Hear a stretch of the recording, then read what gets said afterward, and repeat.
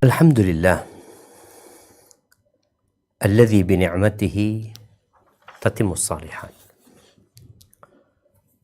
Segala puji bagi Allah Jalla Jalaluh yang karena nikmatnya kebaikan-kebaikan menjadi sempurna. Yang karena rahmatnya niat-niat baik hamba dapat terlaksana. Allahumma salli wa sallim ala abdika wa rasulika Sayyidina wa maulana Muhammadin wa ala alihi wa ashabi ajma'in, amma ba'd. Jamaah rahimakumullah.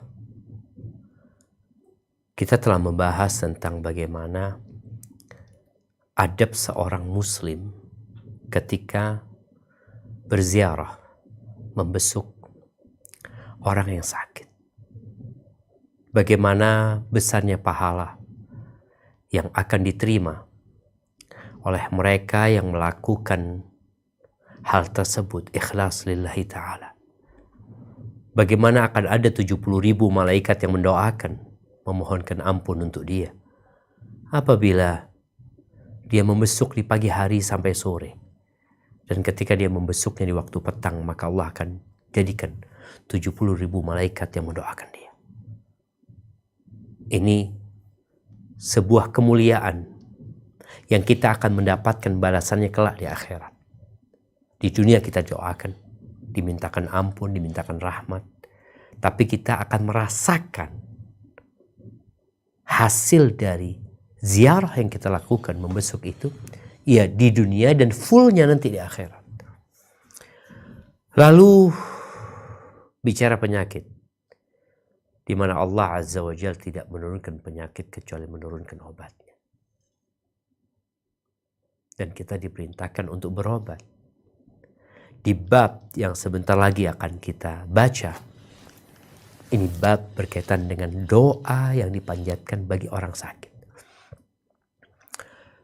Baik itu dari orang yang membesuk atau orang yang sakit sendiri, membacanya untuk diri sendiri. Jadi bab ini berkaitan doa buat orang yang membesuk, atau buat orang tua ketika anaknya sakit, atau buat orang itu sendiri ketika dia sakit.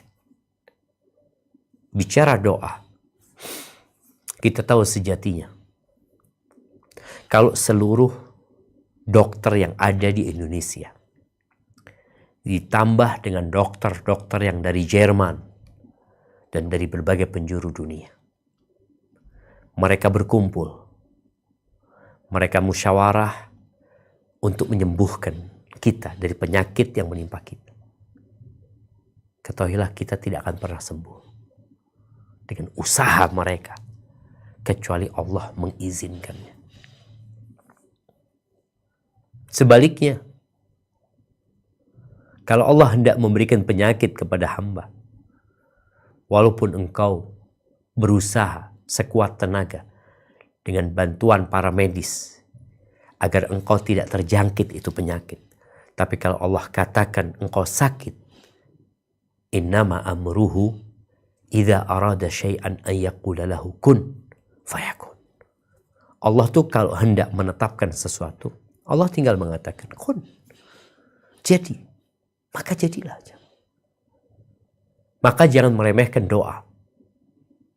Ketika seorang sakit, selalu berpikir dokter, berpikir obat, berpikir rumah sakit, apalagi sekarang ada BPJS. Ingat, Asy-Syafi wallah. Yang menyembuhkan itu hanya Allah Azza wa Jalla.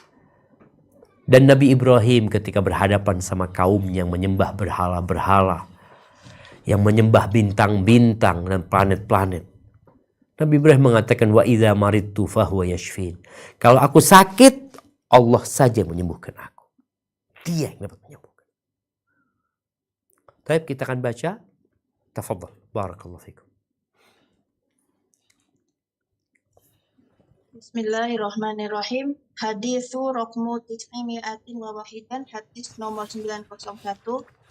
An Aisyah radhiyallahu anha anna Nabiyya sallallahu alaihi wasallam kana idza istakal insanu syai'a minhu aw kanat bihi qarhatun aw jurhun qala an-nabiyyu sallallahu alaihi wasallam bi usbu'ihi hakadha wa wada'a Sufyan bin Uyainah ar-rawi sababatahu bil ardi thumma rafa'aha wa qala bismillah turbatu ardina riqati ba'dina yusfa bihi saqimuna bi'izni rabbina muttafaqun alaih.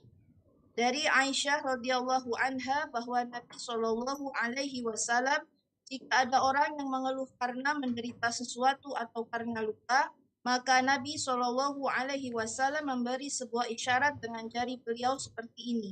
Sufyan bin Uyainah, perawi hadis, meletakkan jari telunjuknya di tanah, kemudian mengangkatnya kembali seraya berucap dengan menyebut nama Allah. Debu tanah kami dengan ludah sebagian kami, mudah-mudahan disembuhkan orang yang sakit di antara kami atas izin Rabb kami. Muttafaqun alaih. Barakallahu fiik. Di sini Aisyah radhiyallahu taala anha, istri Rasul sallallahu alaihi wasallam, As-Siddiqah bintu Siddiq, putra Abu Bakar Siddiq radhiyallahu anhuma. Dia menyebutkan bahwa Nabi alaihi salatu wassalam, kalau ada orang yang sakit di tubuhnya, sakit secara umum, atau kan biqarha, atau ada luka. Luka ini, qarha ini luka lama, seperti borok yang nggak sembuh-sembuh biasanya. Au jurhun, atau luka yang baru.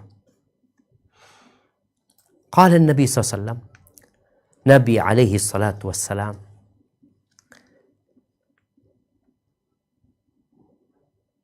memberi sebuah isyarat dengan jari beliau. Disebutkan dalam riwayat lain, beliau membasahi jarinya ini dengan air liurnya.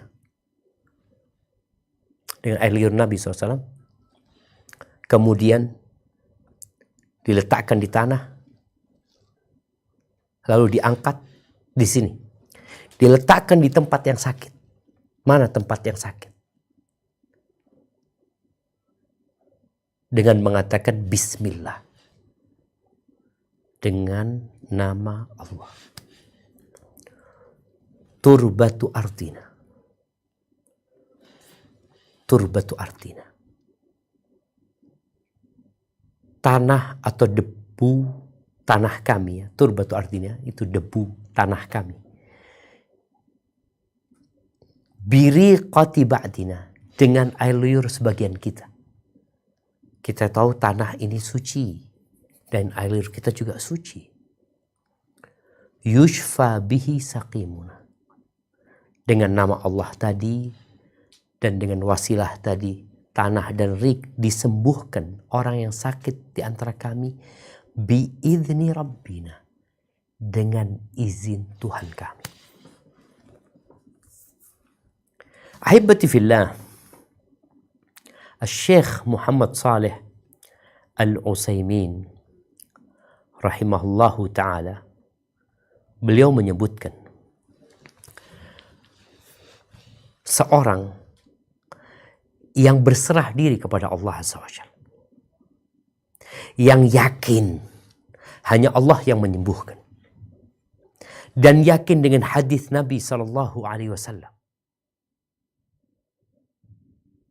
kemudian dia melakukan itu, sembuh dengan izin Allah.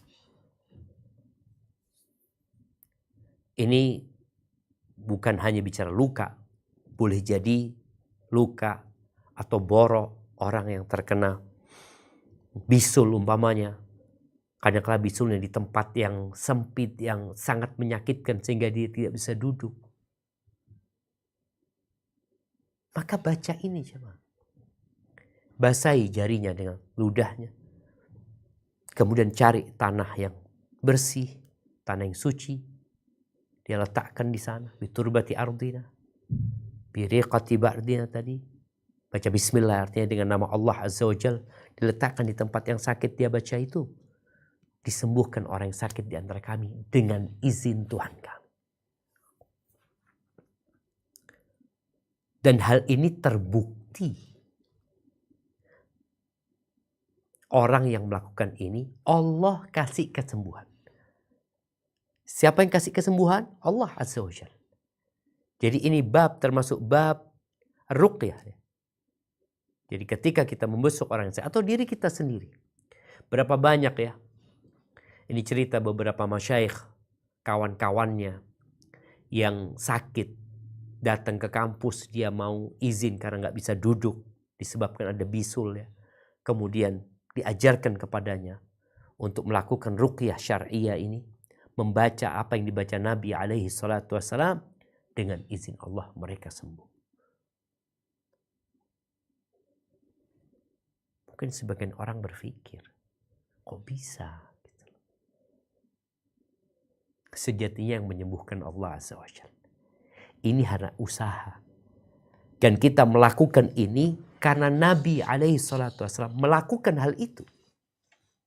Dan kita diperintahkan untuk mengikuti Rasulullah sallallahu alaihi wasallam.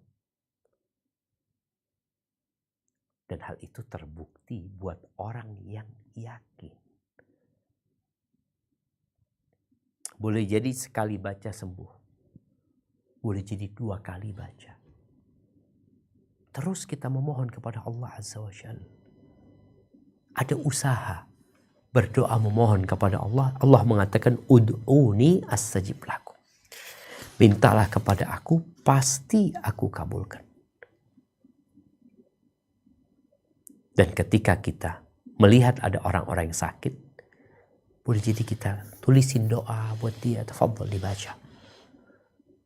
Ambil tanah yang bersih, basahi dengan air ludahnya, nempel tuh debu, kemudian taruh di tempat yang sakit, lalu katakan bismillah. Bi turbati ardina, wariqati ba'dina, yushfa saqimuna bi izni rabbina. Kita lihat ya ruqyah ini yang Nabi alaihissalatu wasallam mengajarkannya dimulai dengan nama Allah kemudian ditutup dengan izin Allah Azza wa Jalla. Ketika seorang memiliki keyakinan bahwa Allah ala kulli syai'in qadir, bahwa tidak ada yang mustahil bagi Allah Azza wa Jalla, dengan izin Allah disembuhkan. Tapi sebagian kita enggak. Operasi. Ada luka nggak sembuh-sembuh operasi. Orang kadang mengatakan, oh ini karena sihir, ini kena ain, kayak macam-macam. Oke, akan ada banyak penyebab penyakit. Tapi obatnya ini udah dikasih sama Nabi SAW resepnya. Dan hadisnya diriwayatkan Imam Bukhari dan Muslim. Hadis ini sahih. Yang seharusnya kita mengamalkannya. Dan mengajak orang-orang untuk mengamalkannya. Di saat banyak rumah sakit, berbagai macam penyakit baru yang muncul, kemudian kita hanya bergantung kepada pengobatan medis, lupa dengan yang menciptakan sebab yang dia dapat menyembuhkan apa saja penyakit yang menimpa manusia walaupun tanpa obat. Dan ini termasuk usaha yang diperintahkan. Barakallahu fikum. Nah, silahkan dilanjutkan.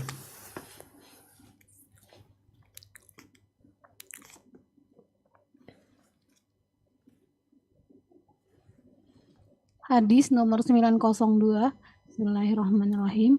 Wa anha anna nabiyya sallallahu alaihi wasallam kana ya'udu ba'da ahlihi yamsahu biyadihil yumna wa yaqul Allahumma rabban nas azhabil ba'sa adhibil ba's isfi antas safi la sifa'a illa sifa'uka sifa'an la yughadiru saqama. Muttafaq alaih. Dari Aisyah bahwa Nabi Sallallahu Alaihi Wasallam Muhammad pernah menjenguk salah seorang keluarga beliau dengan mengusapkan tangan kanan beliau seraya mengucapkan, Ya Allah, Rabb umat manusia, hilangkanlah segala macam penyakit, sembuhkanlah, karena hanya Engkau yang dapat menyembuhkan. Tidak ada penyembuhan kecuali hanya penyembuhan-Mu, penyembuhan yang tiada meninggalkan penyakit sedikit pun. Muttafaq alaih. Barakallahu fiik. Ini doa lain di mana Rasulullah SAW ketika membesuk orang yang sakit, bukan hanya bertanya tentang apa penyakitmu, bukan hanya bertanya kenapa engkau sakit, apa penyebabnya. Kadang-kadang kita kalau membesuk orang sakit jadi ngobrol, lupa untuk mendoakan dia. Iya, kedatangan kita sebuah hiburan buat dirinya. Kedatangan kita membangkitkan semangat untuk orang yang sakit. Tapi jangan lupa, selain tujuan kita membahagiakan saudara kita juga ingin mendoakan dia. Di hadis Aisyah juga nih, menceritakan bahwa Nabi SAW apabila membesuk sebagian keluarganya yang sakit, beliau meletakkan tangan kanannya, mengusap dengan tangan kanannya. Bisa jadi di tempat yang sakit atau di kepalanya. Dengan tangan kanannya beliau berdoa, Allahumma rabban nas. Ya Allah, Rabb umat manusia. Engkaulah yang menciptakan manusia. Engkaulah yang mengurusin mereka. Engkaulah yang memberikan rizki kepada mereka, mengatur kehidupan mereka. Ini bertawassul dengan nama Allah, Rabb, Rabbi, dan di sini disebutkan kepada manusia ya. Allahumma, dia bertawassul dengan nama Allah, ya Allah, Engkau Tuhannya semua manusia. Yang sembuh, yang sehat, yang sakit, yang bakal sakit, yang bakal mati, yang kaya, yang miskin, yang kuat, yang lemah. Engkau Tuhannya semua manusia itu. Engkau yang mengurusin dan mengatur kehidupan mereka. Adhibil bas. Ya Allah, hilangkanlah segala penyakit. Hilangkanlah ya Allah. Usirlah ya Allah. Ishfi. Sembuhkanlah ya Allah. Setelah memohon kepada Allah agar dihilangkan, lalu mohon kepada Allah agar disembuhkan. Kenapa? Anta syafi. Ini tawassul lagi dengan nama Allah. Anta syafi. Engkau yang maha menyembuhkan. Gak ada orang yang bisa nyembuhin. La malaikat, wala jin, wala siapa, nggak ada. Anta syafi. Hanya engkau yang dapat menyembuhkan. La shifa'a illa shifa'u. Tidak ada kesembuhan kecuali kesembuhan. Tidak ada penyembuhan kecuali penyembuhan dari dirimu. Shifa'an la yughadiru saqaman. Penyembuhan yang tiada meninggalkan penyakit sedikit pun. Sama hadis ini diriwayatkan Imam Bukhari dan Muslim. Tadi dengan ada ludah dan tanah, lalu mengucapkan bismillah. Biturbati ardina wariqati ba'dina yushfa saqimuna bi'izni rabbina. Rabbin dengan izin Rabb kami. Karena yang bisa menyembuhkan hanya Allah. Dokter gak bisa menyembuhkan. Dokter hanya berpikir ngasih obat, dia sembuh, bukan urusan dia. Maka di sini pun Nabi SAW mengajarkan bagaimana seorang mentauhidkan Allah Jalla Jalla dalam kondisi sakit. Untuk mengumpulkan seluruh hatinya. Lalu membalut dan menggantungkannya kepada Allah. Dengan mengatakan Allahumma rabban nas adhibil bas. Ishfi anta syafi. Anta syafi. Hanya engkau yang menyembuhkan ya Allah. Maka minta kesembuhan dari Allah. Kesembuhan yang tidak meninggalkan penyakit. Karena ada orang sembuh sekarang, nanti sakit lagi. Tapi kalau Allah mengatakan sembuh, sembuh. Obat yang dikasih sama dokter kadang-kadang hanya meringankan rasa sakit. Penyakitnya nggak hilang. Di sini minta sama Allah, adhibil bas. Hilangkan penyakitnya. Jadi kalau minta sama Allah itu, minta yang maksimal. Bukan minta diringankan penyakitnya, tapi minta dihilangkan. Lalu disembuhkan dengan kesembuhan yang tidak meninggalkan penyakit. Maka dihafal. Gak hafal ditulis. Ketika kita mengunjungi orang sakit, taruh tangan kita di tempat yang sakit. Sambil didoa. Allahumma rabban nas. Adhibil bas. Ishfi anta syafi. Shifa'an. La shifa' illa shifa'uka. Tidak ada penyembuhan kecuali penyembuhan dari Allah. Shifa'an la yughadiru saqaman. Barakallahu fiik. Baik. Hadis yang selanjutnya.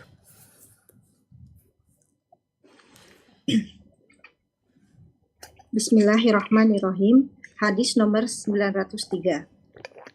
Wa an Anasin radhiyallahu anhu annahu qala li Tsabitir rahimallah ala arqika bi ruqyati Rasulillah sallallahu alaihi wasallam qol bala qol Allahumma rabban nas mudhibil ba's ishfi anta syafi la syafiya illa anta syifa'an la yughadiru saqama. Rawahul Bukhari. Dari Anas radhiyallahu anhu bahwasanya dia pernah berkata kepada Tsabit rahimahullah, maukah kamu aku ruqyah dengan ruqyah Rasulullah sallallahu alaihi wasallam? Mau, jawabnya. Dia pun membacakan, ya Allah, Rob seluruh manusia, penghilang penyakit, sembuhkanlah. Engkaulah satu-satunya penyembuh, tidak ada penyembuh melainkan hanya Engkau. Kesembuhan yang tidak meninggalkan satu penyakit pun. Hadis riwayat Al-Bukhari. Barakallahu fikum. Naam. Kalau tadi hadis Aisyah radhiyallahu taala anha, istri Nabi alaihi salatu wassalam, ini hadis Anas bin Malik, pelayannya Rasul SAW, yang seringkali atau senantiasa mendampingi Nabi alaihi salatu wassalam, baik ketika beliau musafir atau beliau muqim di kota Madinah atau tinggal di kota Madinah. Anas menawarkan kepada Thabit al-Bunani, ini muridnya Anas, mungkin dia sedang sakit. Maka Anas mengatakan, ala arqiq, maukah engkau aku ruqyah? Maukah kamu, engkau aku ruqyah dengan ruqyah Rasulullah SAW. Ruqyah itu boleh jadi ayat dari Al-Quran atau hadis Nabi SAW atau omongan-omongan yang baik sebenarnya. Maka ini dikasih tahu, Tsabit, engkau mau nggak aku ruqyah dengan ruqyahnya Rasulullah SAW? Maka siapa yang nggak mau? Anas mendapatkan langsung dari Rasulullah SAW. Maka dia mengatakan, Allahumma rabban nas.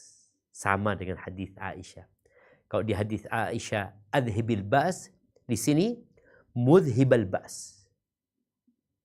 Jadi bertawassul dengan Allahumma, kemudian rububiyatullah sebagai pencipta, pemilik dan pengatur manusia, mudhibal ba's.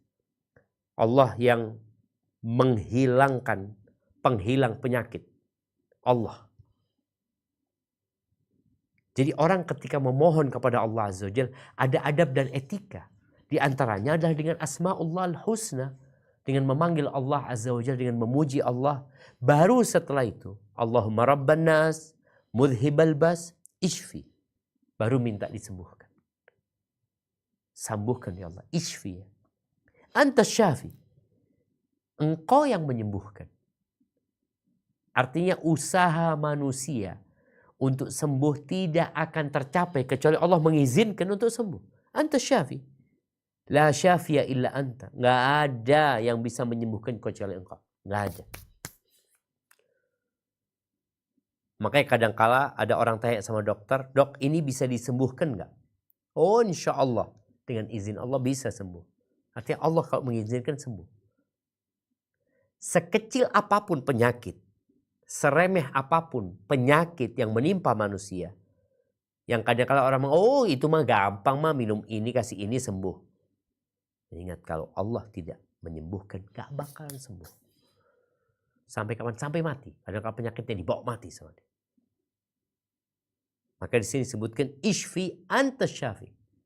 Sembuhkan ya Allah, engkau lah yang maha penyembuh. La syafiya illa anta. Gak ada yang dapat menyembuhkan kecuali engkau. Syifaan la yughadiru saqaman. Kesembuhan yang tidak meninggalkan satupun penyakit. Barakallahu fikum.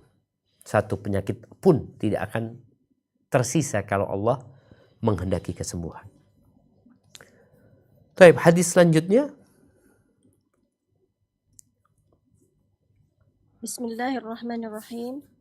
Hadis ke-904. وعن سعد بن أبي وقاص رضي الله عنه قال عادني رسول الله صلى الله عليه وسلم فقال اللهم اشفي سعدا اللهم اشفي سعدا اللهم اشفي سعدا رواه مسلم. Dari Sa'ad bin Abi Waqqas radhiyallahu anhu bercerita, Rasulullah sallallahu alaihi wasallam pernah menjengukku. Beliau berkata, "Ya Allah, sembuhkanlah Sa'ad. Ya Allah, sembuhkanlah Sa'ad. Ya Allah, sembuhkanlah Sa'ad." Hadis riwayat Muslim. Barakallahu fikum. Naam. Sa'ad bin Abi Waqqas, salah satu sahabat yang dijamin masuk surga dari 10 sahabat, termasuk minas sabiqin al-awwalin. Saat itu pernah sakit pada waktu Nabi berhaji atau pada waktu Fathu Makkah ya. Sakitnya parah, yang kemudian dia ingin berwasiat ya.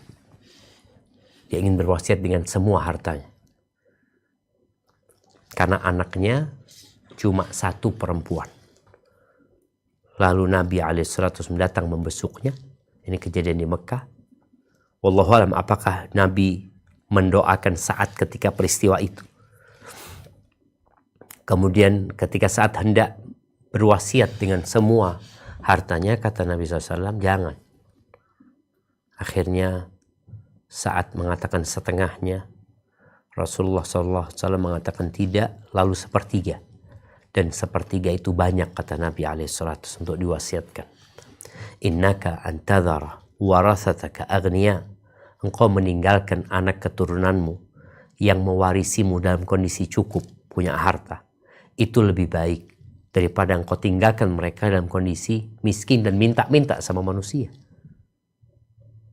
Saat parah sekali sakitnya. Kemudian anaknya 1 ya. Nabi alaihissalam mendoakan. Ini cerita Sa'ad. Apa doanya? Allahumma shfi Sa'dan.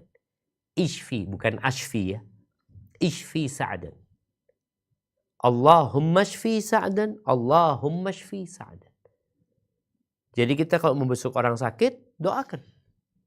Allahumma shfi fulan. Siapa namanya? Kalau dia seorang perempuan, umpamanya namanya Zainab, katakan Allahumma shfi Zainab. Laki-laki namanya Ali, Allahumma shfi Aliyan. Allahumma shfi Aliyan. Allahumma shfi Aliyan. 3 kali Nabi SAW berdoa menyebutkan nama orang yang sakit. Jadi tatkala kita datang membesuk orang yang sakit, jangan lupa mendoakan. Ini doa paling pendek nih, enak. Engkau bisa hafal. Allahumma shfi. Allahumma shfi. Tinggal sebut nama belakangnya siapa. Allahumma shfi Aliyan. Allahumma shfi Zaidan. Allahumma shfi Umar. Allahumma shfi Abu Bakar. Baca 3 kali. Memohon kepada Sang Pencipta. Karena sejatinya hanya Dia yang dapat menyembuhkan. Barakallahu fiik. Nah, dilanjutkan. Hadis nomor 905. Bismillahirrahmanirrahim. Wa an Abi Abdillahi Utsman bin Abil As radhiyallahu anhu annahu syaka ila Rasulillah sallallahu alaihi wasallam wa ja'an yajiduhu fi jasadi. Faqala lahu Rasulullah sallallahu alaihi wasallam do'i yadaka 'ala allazi yata'allama min jasadika wa qul bismillah salasan wa qul sab'a marratin a'udzu bi'izzatillahi wa qudratihi min syarri ma ajidu wa uhadiru. Rawahul Muslim. Dari Abu Abdullah Utsman bin Abi al-Ash radhiyallahu anhu, bahwasannya dia pernah mengeluh rasa sakit yang dia rasakan pada tubuhnya kepada Rasulullah Shallallahu alaihi wasallam. Maka Rasulullah Shallallahu alaihi wasallam bersabda kepadanya, letakkanlah tanganmu pada bagian tubuh yang kamu rasakan sakit dan ucapkanlah dengan menyebut nama Allah 3 kali dan ucapkanlah pula 7 kali. Aku berlindung dengan keperkasaan dan kekuasaan Allah dari penyakit yang aku rasakan dan aku takutkan. Hadis riwayat Muslim. Barakallahu fikum. Ini hadis dari Uthman bin Abil As. Uthman bin Abil As ini termasuk sahabat yang masuk Islamnya terlambat. Dia dari Taif. Disebutkan ketika selesai penaklukan kota Mekah di tahun ke-9 Hijriah, datanglah delegasi dari orang Taif, dan yang paling kecil di antara duta orang-orang Taif ini adalah Abu Abdullah Uthman bin Abil As radhiyallahu taala anhu. Ketika dia masuk Islam kemudian mau pulang ke Taif, Nabi SAW menjadikannya sebagai penanggung jawab di Taif tersebut. Padahal dia paling kecil umurnya. Dia jadi imam di sana ya. Dan disebutkan, Ana akan bacakan bagaimana ketika dia datang ke kota Madinah, masuk Islam, kemudian belajar sama Ubay bin Ka'ab radhiyallahu taala anhu. Ubay bin Ka'ab salah satu penulis wahyu Rasul sallallahu alaihi wasallam. Kemudian Uthman dijadikan pemimpin buat delegasi yang pulang, dia menjadi imam untuk mereka. Di masa Abu Bakar dilanjutkan, disebutkan bahwa dia sempat sakit. Dia kemudian datang dari Taif ke kota Madinah, mengeluh kepada Nabi SAW tentang sesuatu yang menimpa dia. Di tubuhnya disebutkan di sini. Maka kata Nabi SAW, "Dha' yadaka 'ala alladhi ta'allam min jasadika." Letakkan tanganmu. Ini meruqyah diri sendiri. Kalau tadi yang membesuk mendoakan orang yang sakit, atau juga bisa dia mendoakan diri sendiri. Yang ini untuk diri sendiri. Kata Nabi SAW, "Dha' yadaka 'ala alladhi ta'allam min jasadik." Letakkan tanganmu di tempat yang engkau merasakan sakit di tubuhmu. Kalau di dada umpamanya, kemudian mungkin di kepala ada orang yang pusing ya, atau leher yang nggak nyaman. Terus letakkan tanganmu. Baca bismillah 3 kali. Bismillah. Bismillah. Bismillah. Udah tuh dia baca bismillah 3 kali. Kemudian waqul sab'a marrat. Ini perintah Nabi SAW. Bacalah 7 kali. Baca bismillahnya 3 kali. Kemudian baca doa ini 7 kali. Apa doanya? A'udzu bi'izzatillahi wa qudratih. Aku berlindung dengan keperkasaan Allah dan kekuasaannya. Ini tawassul dengan sifat Allah Azza wa Jalla. Allah itu Al-Aziz Dzul Izzah. Kemudian Al-Qadir Dzul Qudrah. Allah itu maha kuasa, maha mampu berbuat apa saja. Maka katakan a'udzu bi'izzatillahi wa qudratihi min syarri ma ajidu. Aku berlindung kepada Allah dengan kemuliaannya, keagungannya, dan kekuasaannya dari penyakit yang aku rasakan dan aku takutkan. Orang tuh biasanya kalau sakit, dia merasakan sakit di tubuhnya, dan terkadang dia khawatir penyakit ini penyakit yang bahaya. Apalagi kalau sudah suruh cek darah, cek lab, cek jantung, cek paru-paru, macam-macam lah yang dicek ini. Kan kita nggak tahu, kita takut ini apa sih penyakitnya. Yang terkadang dokter setelah hasil cek lab, gimana dok? Ya ini ada penyakit tapi kita harus memastikan lagi ini. Harus CT scan. Ada yang kita khawatirkan. Ini doanya. Baca bismillah 3 kali. Lalu baca a'udzu bi'izzatillahi wa qudratihi min syarri ma ajidu. Aku berlindung kepada Allah dengan keperkasaannya dan kemampuan serta kekuasaannya dari keburukan penyakit yang aku rasakan dan aku takutkan. Wallahi jamaah kita ini terkadang menganggap penyakit kita itu biasa-biasa aja. Pusing ya, pusing. Tahu-tahu diperiksa ada kanker di otak. Maka baca doa ini dengan penuh keyakinan tentunya. Karena di awal sudah dibahas bahwa yang dapat menyembuhkan hanya Allah Jalla Jalaluh. Baik, barakallahu fiik. Kita lanjutkan.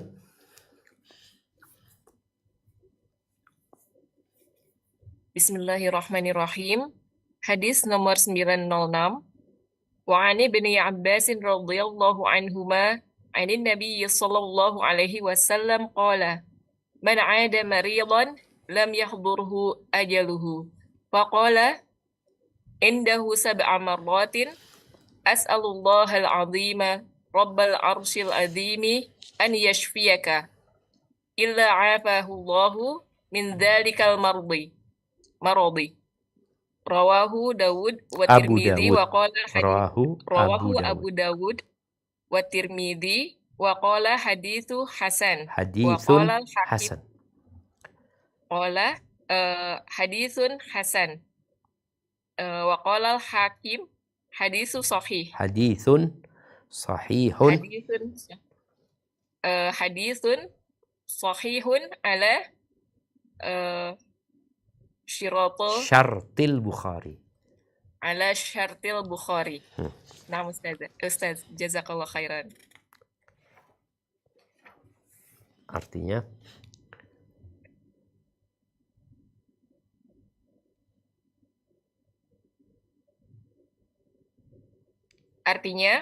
dari Ibnu Abbas radhiyallahu anhuma dari Nabi sallallahu alaihi wasallam beliau bersabda, barang siapa menjenguk orang sakit yang belum datang saat kematiannya, lalu dia membacakan di dekatnya 7 kali. Aku memohon kepada Allah yang Maha Agung, Rabb pemilik arsy yang agung, agar dia menyembuhkanmu.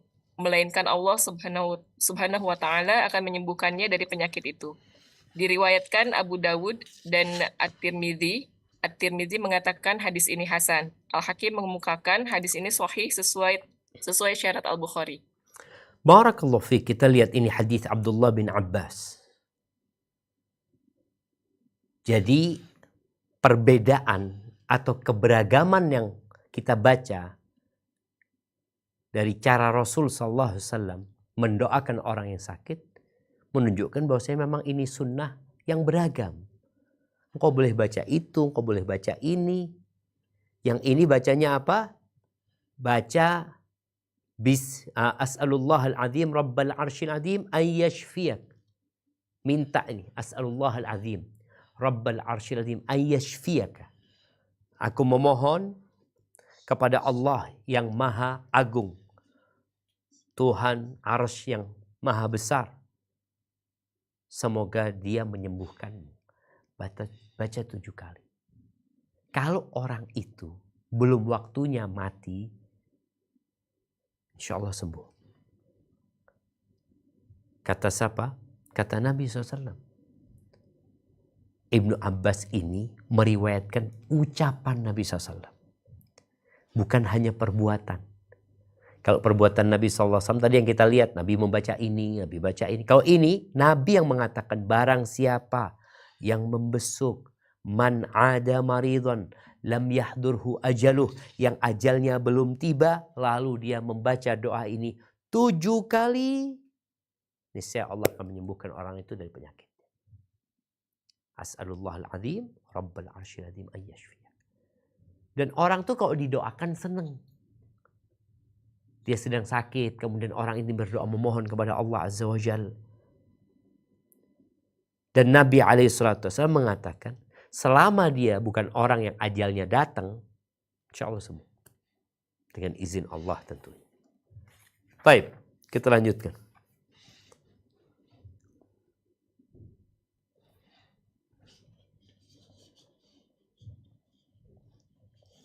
Bismillahirrahmanirrahim. Hadis nomor 907. Wa anhu anna an-nabiyya sallallahu alaihi wasallam dakhala ala a'rabbi ya'uduhu wa kana idza dakhala ala man ya'uduhu qala la ba'sa tahurun insyaallah. Rawahul Bukhari. Dari Ibnu Abbas bahwa Nabi Shallallahu Alaihi Wasallam pernah masuk untuk menjenguk seorang Arab Badui, dan jika masuk menemui orang yang dijenguknya, beliau berucap, tidak apa-apa, semoga penyakitmu ini menyucikanmu, insya Allah. Hadis riwayat Bukhari. Barakallahu fikum. Iya. Di sini hadis Abdullah bin Abbas radhiyallahu anhuma, iya, dari Abdullah bin Abbas radhiyallahu anhuma, bahwa Nabi alaihi salatu wassalam apabila membesuk orang sakit, biasanya beliau baca ini. Yang dibesuk tuh orang Badui.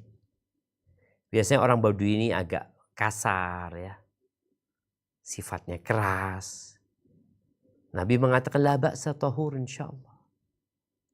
Tidak apa-apa, ini pentingnya ya, ucapan la ba'sa.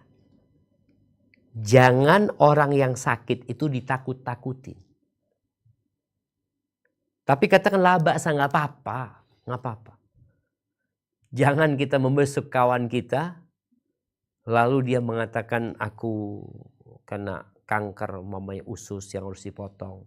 Lalu ceritanya, kok kena kanker usus? Ya Allah, kemarin fulan gak sempat operasi, mati dia sudah. Dan biasanya orang kalau kena kanker usus ini paling 2-3 tahun mati. Gak boleh. Pertama kita gak tahu. Boleh jadi engkau yang gak sakit mati duluan daripada dia. Karena sejatinya kalau bicara ajal itu tidak ada hubungannya dengan penyakit. Jangan berpikir orang yang sakit berarti mati duluan daripada orang yang sehat. Tidak. Maka Nabi SAW kalau membesuk orang sakit, di antara yang biasa beliau katakan, la ba'sa tahur insyaallah. Tidak apa-apa, semoga penyakitmu ini dapat menjadikanmu insyaallah. Kenapa Nabi mengatakan insyaallah? Karena sejatinya penyakit itu dapat menjadi pembersih dari dosa-dosa kalau orang yang ditimpa penyakit itu sabar. Tapi kalau dia marah-marah, maka nggak jadi penghapus dosa, boleh jadi penyakit itu nambah dosa. Di beberapa riwayat disebutkan bahwa orang Badui ini ketika didoakan oleh Nabi SAW, ini bukan yang dalam riwayat Bukhari ya, dia mengatakan bal humma tafur. Enggak, bukan pembersih ini. Ini adalah demam yang membara. Ala syaikhin kabir, yang menimpa orang yang sudah sepuh, kaima tuziruhul kubur, agar diantarkan ke kuburan. Maka Nabi mengatakan, na'am ya sudah, kalau maunya kayak gitu, ya iya. Akhirnya mati dan dikuburkan orang itu. Padahal seharusnya ditumbuhkan di mental orang yang sakit ini semangat untuk hidup. Penyakit separah apapun, kalau Allah berkehendak menyembuhkannya, Allah akan sembuhkan. Tapi sebaliknya, penyakit seremeh apapun, apabila Allah katakan gak sembuh, walaupun dia konsultasi dan melakukan operasi mungkin terhadap penyakitnya, kalau Allah katakan enggak sembuh. Ini juga kabar gembira sebenarnya buat orang-orang yang tertimpa penyakit, bahwa di situ ada hikmah, dihapuskannya dosa, diangkatnya derajat. Kayak disebutkan dalam hadis, yawaddu ahlul afiyati yaumal qiyamah, orang-orang yang gak sakit di dunia, yang senang hidupnya, yang banyak keselamatan, kenyamanan yang dia rasakan kelak pada hari kiamat ketika Allah membagikan pahala buat orang-orang, dan orang-orang yang sakit ini dapat pahala besar sekali. Mereka ingin kulit mereka dipotong-potong dengan gunting jamaah, karena melihat besarnya pahala buat orang-orang yang dikasih penyakit tadi. Asalkan sabar. Maka dikatakan innama yuwaffas sabiruna ajrahum bighairi hisab. Sebenarnya orang-orang sabar itu akan dikasih balasan tanpa perhitungan. Barakallahu fiik. Nah, lanjutkan.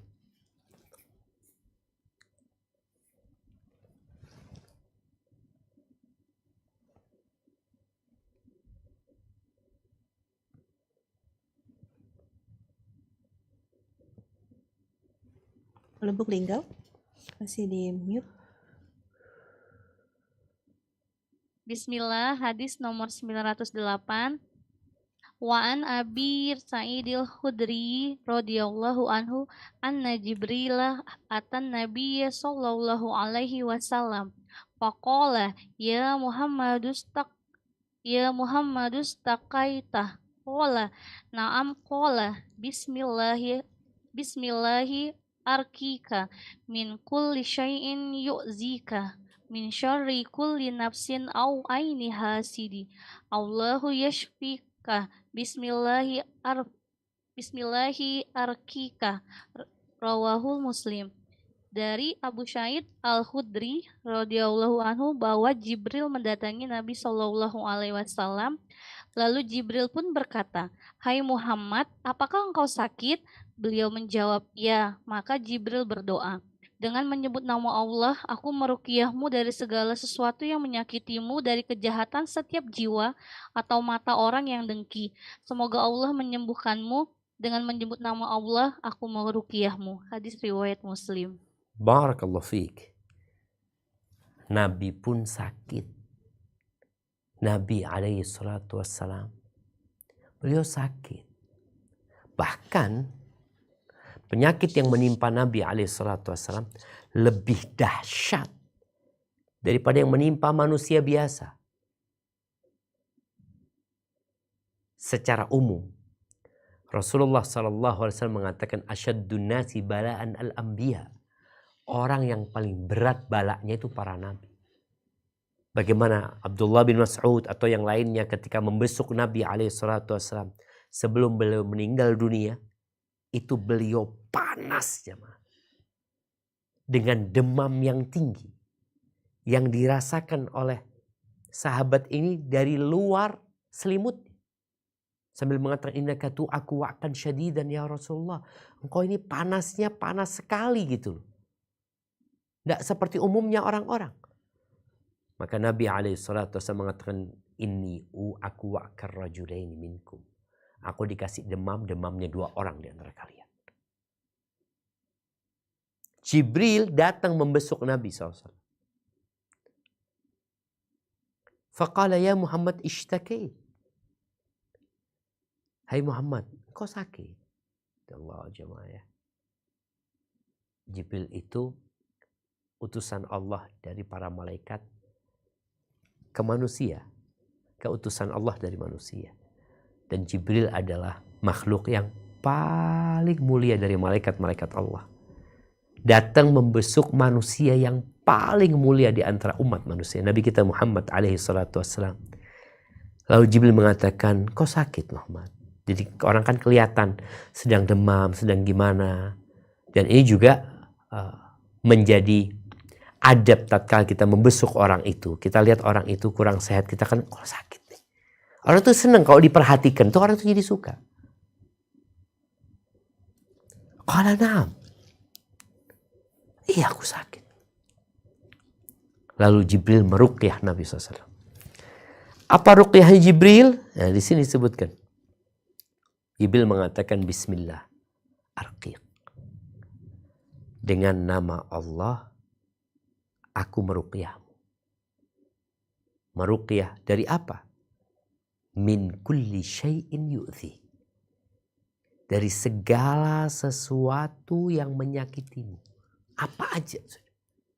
Aku memohon kepada Allah agar Allah menyelamatkanmu, menjagamu dari segala sesuatu yang mengganggumu, menyakitimu.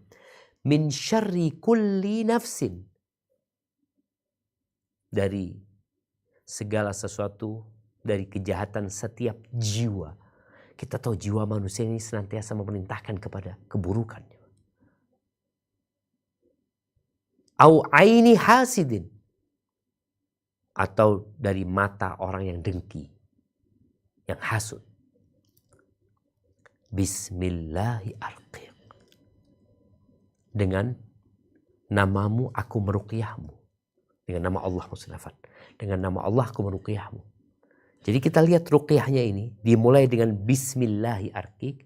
Dengan nama Allah aku meruqyahmu. Ditutup dengan bismillahi arqiq. Dengan nama Allah aku meruqyahmu.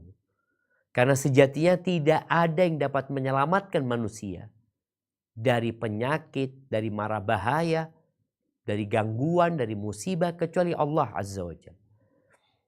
Dan hadis ini juga diriwayatkan dari jalur Ammar bin Yasir, bahwa Ammar pernah membesuk Nabi SAW wa huwa yu'aq, dalam kondisi dia sakit. Lalu Nabi SAW mengatakan kepada Ammar, ala u'allimuka ruqyatan allamaniha Jibril. Engkau mau enggak aku kasih ilmu, aku ajarin engkau ruqyah yang diajarkan oleh Jibril kepadaku. Lalu diajarkan doa ruqyah seperti yang baru saja kita bahas dari hadis Abu Sa'id Al-Khudri radhiyallahu anhu. Baik, kita akan masuk ke hadis terakhir dalam bab ini. Silahkan.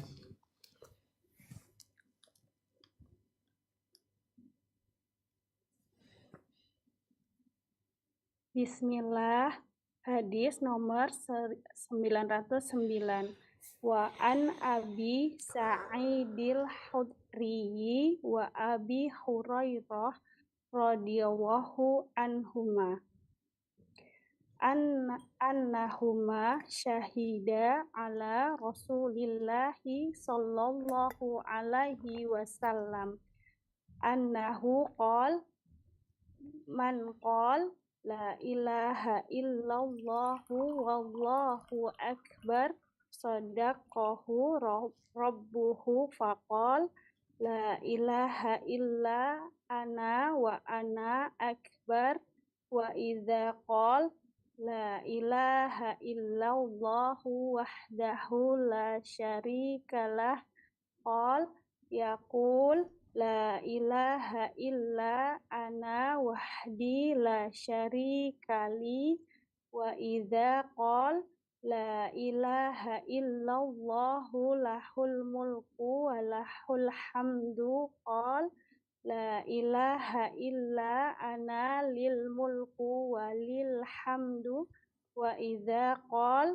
la ilaha illallah wa la haula wa la quwwata illa billah qal la ilaha illa ana wa la haula wa la quwwata illa bi wa kana yaqul man qalaha fi maradhihi thumma mata lam tat'amhun nar rawahul Tirmizi wa qol hadisun hasan. Dari Abu Sa'id Al-Khudri dan Abu Hurairah radhiyallahu anhuma bahwa keduanya menyaksikan Rasulullah Shallallahu alaihi wasallam bahwa beliau bersabda, barang siapa berkata tidak ada ilah yang berhak diibadahi melainkan Allah, Allah Maha Besar. Maka Robnya akan membenarkan ucapannya itu seraya berfirman, tidak ada ilah yang berhak diibadahi kecuali hanya Aku, dan Aku Maha Besar. Dan jika dia mengatakan tidak ada ilah yang berhak diibadahi selain Allah semata, yang tiada sekutu baginya, maka dia akan berfirman, tidak ada ilah yang berhak diibadahi melainkan hanya Aku semata yang tiada sekutu bagiku. Dan jika dia mengucapkan tidak ada ilah yang berhak diibadahi selain Allah, dia pemilik kerajaan dan pujian, maka dia akan berfirman, tidak ada ilah yang berhak diibadahi kecuali hanya Aku pemilik kerajaan dan pujian. Dan jika dia mengucapkan tidak ada ilah yang berhak diibadahi kecuali Allah, tiada daya dan kekuatan melainkan hanya milik Allah, maka dia akan berfirman, tidak ada ilah yang berhak diibadahi kecuali hanya Aku, serta tidak ada daya dan upaya melainkan hanya ada padaku. Dan Nabi juga bersabda, barang siapa yang mengucapkan kalimat-kalimat itu selama dia sakit, kemudian meninggal dunia, maka dia tidak akan dimakan oleh neraka. Hadis riwayat Tirmizi, dan dia mengatakan hadis ini hasan. Barakallahu fiik.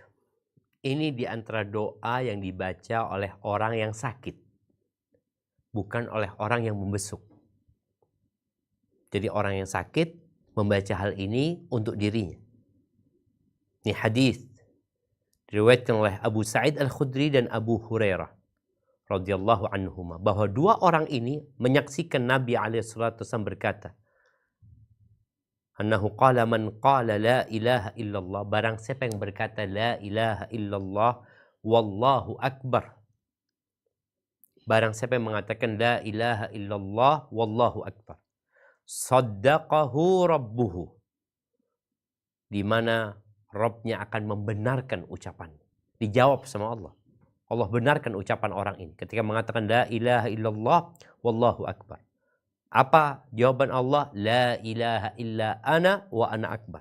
Iya, tiada ilah, artinya tiada Tuhan yang berhak disembah kecuali aku, dan aku yang maha besar. Terus kalau hamba ini mengatakan la ilaha illallah wahdahu la syarikalah, Allah jawab, Allah berkata la ilaha illa ana wahdi la syarikalah. Allah jawab itu. Apabila dia mengatakan la ilaha illallah lahul mulku wa lahul hamd, maka Allah mengatakan la ilaha illa ana, nggak ada Tuhan yang berhak disembah kecuali aku, liyal mulku wa liyal hamdu, bagiku kepemilikan, kerajaan, dan bagiku segala pujian. Itu jawaban Allah. Kalau orang ini mengatakan la ilaha illallah wala haula wala quwata illa billah, maka Allah akan menjawab mengatakan la ilaha illa ana, tiada Tuhan yang berhak disembah kecuali aku, wala haula wala quwata illa bi, tiada kekuatan dan tiada daya kecuali dengan aku. Itu kata Allah Azza wa Jalla. Dan Nabi SAW menyebutkan barang siapa yang baca ini pada saat dia sakit, kemudian kalau dia mati, neraka tidak akan nyentuh dia, akan dimakan sama neraka. Semoga dengan itu orang ini akan termasuk menjadi orang-orang yang masuk surga, yang melewatin sirat tanpa dimakan sama api. Karena kita tahu orang yang melewatin sirat itu ada 3. Ada yang lewat sirat selamat, tidak tersentuh dengan api pun. Ada orang yang lewat sirat selamat, tapi dia terluka. Dia masih kena makan api, kena kobaran api. Dan ada yang lewat sirat kemudian berjatuh dan masuk ke dalam api neraka. Ini orang kalau baca ini, neraka tidak akan makan dia. Dia akan masuk surga. Dan doanya mudah. Maka buat orang yang sakit tuh kadang-kadang dia diam. Ya udah, jadikan ini wiritan dia. La ilaha illallah la ilaha illallah wallahu akbar, atau la ilaha illallah wahdahu la syarikalah, atau baca la ilaha illallah wala haula wala quwata illa billah, atau baca la ilaha illallah lahul mulku wa lahul hamd. Bacaan ini kau baca terus ketika sakit.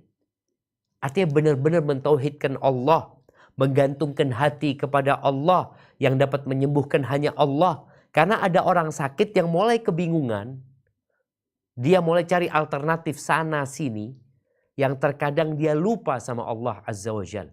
Dan dia berpikir bahwasanya orang-orang itu, makhluk-makhluk itu dapat memberikan kesembuhan. Padahal tidak ada yang dapat memberikan kesembuhan kecuali Allah Azza wa Jalla.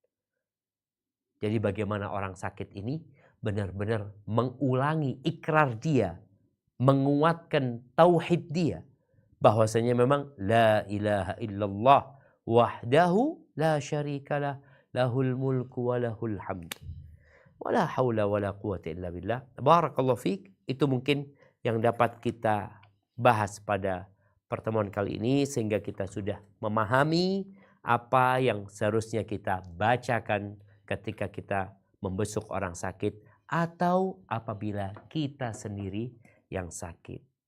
Hadza wa sallallahu ala nabiyina Muhammad wa ala alihi wa sahbihi wasallam. Ana kembalikan ke moderator untuk memandu jalannya tanya jawab. Tafadhal. Jazakallah khair Ustaz. Alhamdulillah ala zalihi min imati tadi masalat. Hayakallah Ustaz. Sekali lagi jazakumullah khair barakallahu. Ustaz telah memberikan nasihat fawaid tausiah wasilah ilmu dan penjelasan dari kitab Syarah Riyadhus Shalihin bab 145 ini karya Imam An-Nawawi rahimahullah pada hari ini. Dan sebelum masuk ke sesi kedua yaitu sesi tanya jawab, seperti biasa kami Guru Bah Muslimah, Guru Bah Muskat ingin mengucapkan terima kasih kepada channel-channel dari Media Sunnah yang terus serta menyiarkan relay pada kajian hari ini. Selain ada Guru Bah Muskat, kita ada Sapa Muslim, Guru Bah Muskat tentunya, Yayasan Kajian Sunnah Semarang YKSS, Bangko Mengaji, Al-Ghuraba Lumajang, Abiyati TV, Artvisi, dan Anida TV. Kami ucapkan sekali lagi jazakumullah khairan wa barakallahu fikum. Dan kita akan memulai sesi tanya jawab mungkin dalam beberapa 30 menit ke depan insyaallah. Alhamdulillah sudah beberapa pertanyaan yang kita awali Ustaz. Setelah membaca tadi mengenai bab ini Ustaz mendengarkan, mungkin ada yang terlewat Ustaz. Bagaimana jika hanya mengucapkan safakila atau safakala untuk orang yang sakit Ustaz? Apakah ini ada asar hadis atau sesuai sunnah juga Ustaz? Mengingat tadi kita baru belajar mengenai doa-doa dari bab ini Ustaz. Nah, iya, kalau bicara kita mengatakan syafakallah, nggak ada masalah karena itu termasuk doa meminta kesembuhan buat orang tersebut. Tapi yang disebutkan sama Nabi SAW ketika beliau membesuk Sa'ad bin Abi Waqqas, beliau tidak mengatakan syafakallah ya Sa'ad, tapi beliau mengatakan Allahumma shfi Sa'dan, Allahumma shfi Sa'dan, Allahumma shfi Sa'dan. Nabi memohon kepada Allah dengan mengatakan, ya Allah sembuhkan Sa'ad. Ishfi. Itu termasuk permintaan dan permohonan. Kalau ucapan syafakallah, ya seperti jazakallah. Ucapan syafakallah ini, ya semoga engkau disembuhkan sama Allah Azza wa Jalla. Jadi itu termasuk doa yang secara umum boleh-boleh saja. Tapi kalau kita membaca hadis tadi, tidak ada ucapan syafakallah, yang ada adalah Allahumma shfi fulanan, atau bacaan Allahumma rabban nas adhibil bas ishfi anta syafi la shifaa illa shifauka shifaan la yughadiru saqaman. Barakallahu fik. Naam. Baik Ustaz, Tafadhali dari Sentul ada pertanyaan, bisa bertanya kepada Ustaz langsung Teh Nunung. Ya, jazakillah khairan Bu Tias. Silakan.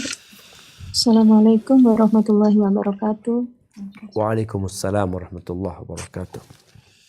Semoga Ustadz dalam keberkahan Allah untuk Ustadz dan keluarga Ustadz. Ana mau nanya ini Ustadz, Ana seorang terapis, bagaimana hukumnya bila yang kita hadapi adalah pasien non-muslim? Karena anak seorang terapis, sehingga yang Ana lakukan karena ragu-ragu, maka Ana hanya melakukan terapi saja, tetapi tidak membaca doa. Bagaimana menurut Ustadz? Mohon pencerahannya. Assalamualaikum warahmatullahi wabarakatuh. Barakallahu fiik ya. Ya, bicara doa memintakan kesehatan, ya. Ini termasuk doa yang diperbolehkan kita untuk diberikan kepada non-muslim. Sebagaimana kita tahu, Abdullah bin Mas'ud radhiyallahu ta'ala anhu, beliau pernah meruqyah. Dan wallahu alam, sepanjang yang ana tahu yang diruqyah bukan muslim. Dibacakan Al-Fatihah kepadanya. Dan Al-Quran ini adalah syifa, adalah penyembuh. Jadi ketika ada orang non-muslim, ya tentunya kita tahu, walaupun ini orang kafir, ya tetap yang bisa menyembuhkan itu Allah Azza wa Jalla. Dan tatkala kita bicara toleransi itu dalam urusan sosial, ya. Yang salah satunya mungkin tadi orang ini sakit, kita doakan semoga dia dikasih kesembuhan. Dan kita doakan juga semoga dikasih kesembuhan bukan hanya penyakit fisiknya, ya penyakit hatinya, agar dia masuk ke agama Allah Azza wa Jalla. Jadi sepanjang yang ana tahu, nggak ada masalah kita mendoakan orang kafir supaya dikasih kesembuhan. Namun kafir ini ada dua macam, ada kafir yang memerangi, ada kafir yang tidak memerangi. Dan kita tidak dilarang untuk berbuat baik kepada orang-orang kafir yang tidak memerangi. Yang salah satunya kita ngobatin orang kafir itu. Seorang dokter ngobatin non-muslim. Seorang dokter mendoakan non-muslim agar dikasih kesembuhan. Itu nggak apa-apa, karena sejatinya kita memohon kepada Allah yang Maha Esa untuk memberikan kesembuhan kepada orang kafir tersebut. Dan Nabi SAW pernah membesuk orang kafir. Tapi Nabi SAW bukan hanya mendoakan dia akhirnya sembuh, tapi Nabi berdakwah, ya, mendakwain orang itu agar masuk Islam. Dan alhamdulillah orang itu pun masuk Islam, walaupun setelah itu dia meninggal dunia. Hadza wallahu a'lam bissawab. Kalau Fikstad sudah ada yang rasen, mungkin untuk kita kasih kesempatan untuk Ummu Muhammad, Tafadholi Ummu Muhammad bisa bertanya kepada Ustadz secara langsung. Nah, jazakillah khairan ukti. Assalamualaikum warahmatullahi wabarakatuh, Ustadz. Waalaikumsalam warahmatullahi wabarakatuh. Naam, tafadhali. Ahsanallahu ilaikum. Afwan Ustadz, jadi ada seseorang yang ketika dia sakit itu, dia berdoa seperti yang tadi disampaikan Ustadz, namun biasa memakai bahasa Indonesia begitu kan. Ya Allah, Engkaulah asyafi, zat yang menyembuhkan, tidak ada kesembuhan kecuali kesembuhan darimu, kesembuhan yang tidak meninggal penyakit lagi, begitu ya, dengan memuji-muji Allah, la haula wala quwwata illa billah, la ilaha illa anta subhanaka inni kuntu minadz zalimin, begitu ya. Kemudian beliau biasa juga ikhtiar dengan air zam-zam. Jadi beliau mengambil sedikit air zam-zam dengan memohon kepada Allah, ya Allah, melalui air zam-zam ini sembuhkanlah sakit yang hamba alami, begitu. Angkatlah penyakit hamba, ya Allah, buanglah jauh-jauh dari tubuh hamba dan juga kami sekeluarga, ya Allah, ya Rahman, ya Rahim, begitu ya. Kemudian juga beliau juga menyampaikan dengan orang-orang begitu, karena berdasarkan pengalaman beliau, atas izin Allah, melalui air zam-zam itu, sakit-sakit yang beliau alami itu sembuh, begitu. Nah, pada suatu hari, qadarullah beliau digigit kucing. Dan sebelum beliau digigit kucing itu sempat juga menonton video-video bahwa kucing itu kadang menyebabkan rabies. Nah, disarankan oleh seseorang untuk pergi ke dokter gitu, meminta suntik anti rabies. Pada awalnya beliau ragu karena beliau biasa ikhtiar melalui air zam-zam mohon kesembuhan kepada Allah. Tetapi karena beliau sudah menonton video itu, beliau berpikir sepertinya harus pergi ke dokter karena takutnya nanti menzolimi diri sendiri karena sudah banyak kejadian yang rabies qadarullah beberapa waktu depannya memang ajalnya sampai wafat begitu kan. Beliau berpikir takutnya nanti seakan-akan beliau bunuh diri karena tidak melakukan ikhtiar itu. Akhirnya pergilah ke dokter, namun beliau tetap ikhtiar melalui air zam-zam memohon kesembuhan kepada Allah. Alhamdulillah atas izin Allah beliau sembuh. Jadi mohon penjelasannya Ustadz bagaimana menanggapi sikap seseorang ini. Itu saja. Jazakumullahu khairan. Assalamualaikum warahmatullahi wabarakatuh. Waalaikumsalam warahmatullahi wabarakatuh. Naam, ahibati fillah, berkaitan dengan pengobatan alternatif ya. Kita kadang-kala menyebut bahwasanya ruqyah ini, kemudian hijama, kemudian habatus sauda, herbal, kita menganggapnya itu sebagai pengobatan alternatif. Pengobatan yang utama itu adalah dengan medis ya. Pada hakikatnya, dua ini tidak bertentangan. Yang bertentangan ketika orang bersandar kepada medis. Dia berpikir hanya medis yang bisa menyembuhkan. Hanya obat yang dapat menyembuhkan. Hanya tadi suntik anti rabies yang dapat menyembuhkan. Itu yang jadi masalah. Ketika dia tetap mengatakan enggak. Dia ajarkan kepada orang dan dia juga mempraktekkan kepada diri sendiri. Bahwa yang menyembuhkan hanya Allah. Anta syafi. La shifa illa shifa'uk. Hanya Allah yang dapat menyembuhkan. Maka nggak ada masalah ketika dia dia digigit ular, kemudian jangan digigit kucing ya, digigit ular. Kita tahu disyariatkan meruqyah, dia ruqyah, tapi dia juga berobat dengan pengobatan yang lainnya, pakai medis tadi. Nggak ada masalah selama hatinya bergantung sama Allah Azza wa Jalla. Yang bermasalah ketika dia bergantung dengan sebab dan tidak bergantung kepada pencipta sebab itu. Itu mungkin yang perlu diperhatikan bahwa kepada siapapun kita berobat, hati kita harus tetap bergantung kepada Allah karena tidak ada yang dapat menyembuhkan kecuali Dia. Adapun sebab-sebab ini, kalau Allah mengatakan sebab itu tidak berguna, ya nggak ada gunanya. Tapi tanpa sebab pun kalau Allah ingin orang itu sembuh, Allah katakan kun, maka dia akan sembuh. Jadi hati yang perlu diperbaiki, usaha kita aman, kita boleh berobat dengan cara apapun selama pengobatan itu tidak bertentangan dengan agama. Boleh tadi dengan yang ruqyah, boleh jadi dengan yang pengobatan medis, tapi jangan sampai meremehkan pengobatan ruqyah ya. Karena sejatinya ruqyah itu doa dan memohon kepada Allah Azza wa Jalla. Sebagaimana kita juga tidak boleh melebih-lebihkan pengobatan medis, karena itu juga sebab. Yang kalau Allah katakan tidak berguna, maka dia tidak akan berguna. Makanya dokter pun mengatakan dia tidak dapat menyembuhkan, tapi Allah lah yang menyembuhkan. Hadza wallahu a'lam bissawab. Barakallahu fiik Ustaz. Tafadhali Ukti Ras bisa membacakan pertanyaan dari jamaah Zoom. Baik Ustaz Fias. Assalamualaikum Ustaz. Barakallahu fikum. Ini dari Ukti Indah dari jamaah Zoom. Saya mungkin yang paling sering meruqyah sakit di saya sendiri. Apakah cara pemakaian air yang dibacakan Al-Fatihah berpengaruh Ustadz? Karena pernah dengan merubah cara pemakaiannya baru sembuh. Jadi air itu tidak hanya saya minum, tapi juga dengan membasahi wilayah yang sakit. Mohon penjelasannya Ustadz. Jazakumullah khair. Masya Allah, barakallahu fiik. Naam, ahibati fillah, berkaitan dengan berobat dengan media air, ruqyah dengan media air. Boleh air itu diminum, boleh air itu disiramkan, boleh air itu dibuat mandi.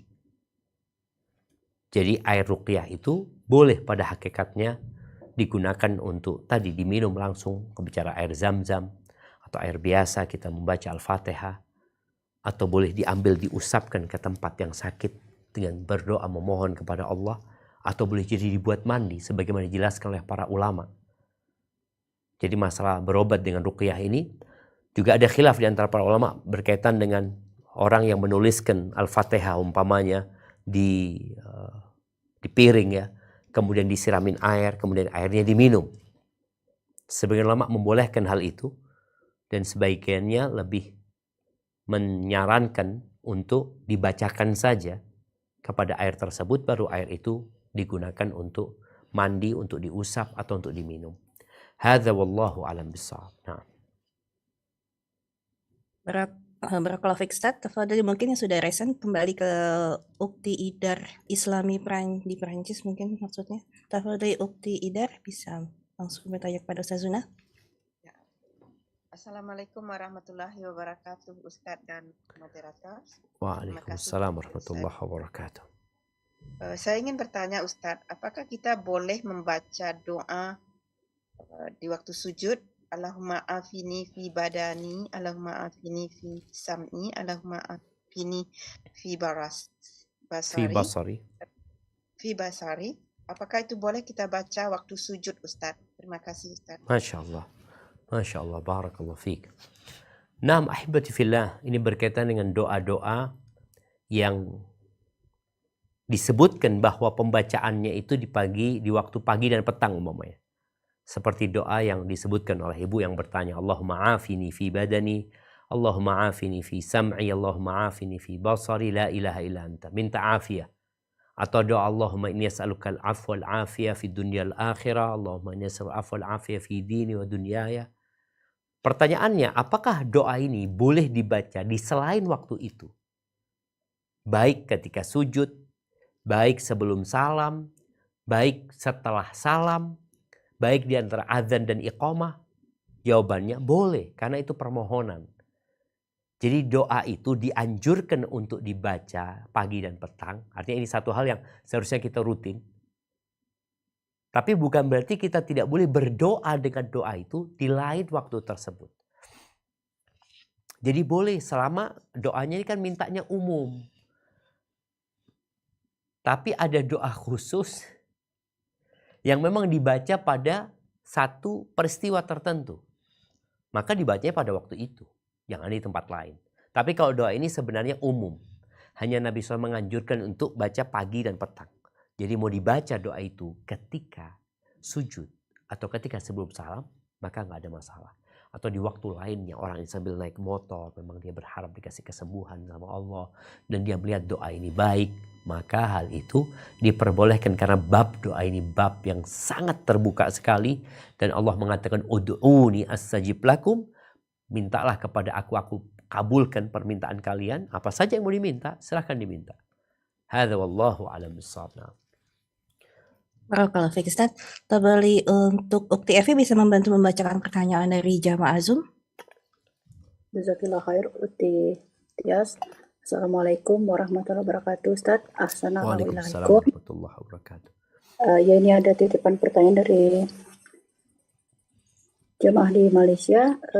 Kalau kita membaca Al-Quran, terus kita pakai air, Ustadz, baru untuk ruqyah, apakah diperbolehkan, Ustadz? Mohon pencerahannya dan nasihatnya, Ustadz. Jazakumullah khairan, barakallahu fiik, Ustadz. Masya Allah, barakallahu fiik. Naam, ahibati fillah, kalau bicara membaca Al-Quran, ada yang membaca bukan dengan niat ruqyah, ada yang membaca dengan niat ruqyah. Berbeda. Apa bedanya? Bedanya di niat yang pertama. Kemudian boleh jadi bedanya juga di sikap orang ini ketika selesai membaca. Boleh jadi dia membacakan di air sebagai media. Atau dia membacakan di tempat yang sakit. Kemudian ditiupkan tempat tersebut. Maka sependek ilmu yang Anda pelajari berkaitan dengan pembahasan ulama tentang ruqyah dengan media air ini, nggak ada masalah. Diperbolehkan dengan kita membaca air kemudian diminumkan air tersebut untuk orang yang sakit atau untuk diri kita sendiri, atau tanpa air pun kita membaca Al-Quran dengan niat ruqyah. Biasanya kalau ruqyah itu diniatkan dengan atau ada amalan, yaitu meniupkan di tempat yang sakit yang diharapkan Allah berikan kesembuhan di sana. Hadza wallahu a'lam bissawab. Nah. Barakallahu fiik, Ustaz. Tafadhali untuk Ukti Ida Rasyad yang sudah resen. Tafadhali Uni Ida. Ya, jazakillah khairan Uni Tias. Assalamualaikum warahmatullahi wabarakatuh, Ustaz. Waalaikumsalam warahmatullahi wabarakatuh. Assalamualaikum Ustaz. Semoga Ustaz selalu dalam lindungan Allah Subhanahu wa taala dan tim SRB dan juga keluarga Ustaz, begitu juga jemaah Zoom pagi ini. Ustaz, di pertemuan yang lalu Ustaz mengatakan menyampaikan kalau kita yang bekerja di bagian medis atau bagian perawat orang sakit bisa merubah niatnya itu menjadi niat menjenguk orang sakit agar didoakan oleh malaikat, Ustaz. Pertanyaannya, karena di sini di Eropa ini termasuk banyak yang bekerja orang Muslim di rumah sakit kesehatan atau jompo dan sebagainya. Apakah orang kafir itu bagaimana, Ustaz? Pasiennya orang kafir, jadi didoakan juga begitu, Ustaz? Untuk ahsannya gimana begitu, Ustaz? Satu lagi, Ustaz, mengenai doa tadi, Anda ingin jadi teringat yang doa secara umum sebelum salam membaca Allahumma firli wal mu'minina wal mu'minat al ahya'i minhum wal amwat itu, Ustaz. Apakah itu boleh, Ustaz, untuk doa umumnya kepada muslimin dan muslimat, Ustaz? Jazakallahu khairan, Ustaz. Barakallahu fikum. Barakallahu fikum. Naam. Ya, kalau bicara ada dua pertanyaan tadi berkaitan. Yang pertama, membesuk orang kafir yang sakit. Apakah akan mendapatkan doa malaikat? Wallahu a'lam bishawab ya. Sepertinya itu fadilah untuk yang membesuk akhon, saudaranya. Saudara sesama muslim. Tapi bukan berarti kita nggak boleh membesuk orang kafir yang sakit. Boleh. Apalagi kalau niatnya untuk mendakwain dia, untuk menunjukkan keindahan Islam kepada dia, diperbolehkan. Jadi mungkin lebih khususnya fadilah membesuk itu untuk saudara sesama muslim. Untuk non-muslim mungkin nggak masuk di sana. Dan itu masuk di hak saudara kita sesama muslim. Tapi kita membesuk orang sakit yang non-muslim diperbolehkan. Hadza wallahu a'lam bishawab ya. Mungkin ditanyakan kepada yang lainnya. Yang kedua berkaitan dengan doa Allahumma ighfir lil mu'minin wal mu'minat wal muslimin wal muslimat al ahya minhum wal amwat. Ya, ini doa untuk seluruh umat Islam dan kita dianjurkan untuk mendoakan setiap muslim. Ketika kita mendoakan Allahumma ighfir lil muslimin wal muslimat al ahya minhum wal amwat, maka dengan sejumlah orang Islam yang hidup dan yang mati itu kita akan mendapatkan kebaikan. Apalagi kita al ahya minhum wal amwat, itu insya Allah kita akan mendapatkan kebaikan. Maka ini disyariatkan kita baca juga ketika sujud, ketika bukan hanya dibaca oleh khotib ketika khutbah Jumat ya, untuk memohonkan buat umat Islam, kita pun secara sendiri personal pada waktu-waktu mustajab jangan lupa untuk mendoakan saudara-saudara kita. Hadza wallahu a'lam bissawab. Nah. Barakallahu fiik Ustaz. Mungkin beberapa menit ke depan 3 pertanyaan. Bismillah Ustaz ya. Nah. Ustaz, ada sih pada pertanyaan tadi mengenai ruqyah tadi. Apakah bisa mengobati seseorang atau meruqyah dari jarak jauh Ustaz? Pertanyaan yang pertama. Yang kedua, mungkin Ahwan di luar tema Ustaz mengenai apakah doa atau ucapan yang disampaikan kepada mereka yang menyampaikan berita perceraian kepada kita. Dan Gimana? lalu juga Yang kedua itu?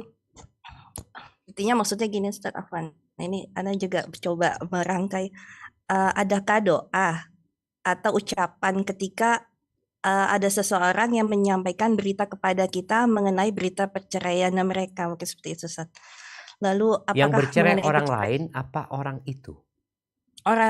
Kalau dari pertanyaannya sepertinya orang lain itu menyampaikan berita kepada kita bahwa mereka sudah bercerai. Oke. Apakah ada doa atau ada ucapan khusus untuk mereka saat berita itu sampai ke kita? Mungkin gitu ya Ustaz ya. Lalu yang kedua Ustaz, yang ini saat perceraian terjadi karena uzur syar'i, apakah ini diterima sebagai takdir dari Allah dan Allah ridho mengenai perceraian tersebut Ustaz? Demikian pertanyaan. Barakallahu fiik. Iya, kalau pertanyaan yang pertama, apakah bisa ruqyah dari jarak jauh? Sepertinya bukan ruqyah kalau dari jarak jauh itu, tapi doa. Dan tentunya kalau kita bicara doa, dari manapun kita bisa berdoa buat saudara kita. Tapi kalau ruqyah, memang tadi, ruqyah itu ada sesuatu yang kita lakukan. Seperti ditiupkan ke tempat yang sakit, dipegang tempat yang sakit, ya. Itu ruqyah. Tapi kalau doa, ya tinggal doa secara umum. Dimanapun manusia berdoa, kapanpun insya Allah, Allah akan mendengarkan dan mengabulkannya. Jadi silahkan mendoakan saudara kita tanpa harus menyebut itu sebagai ruqyah. Tapi ana doakan.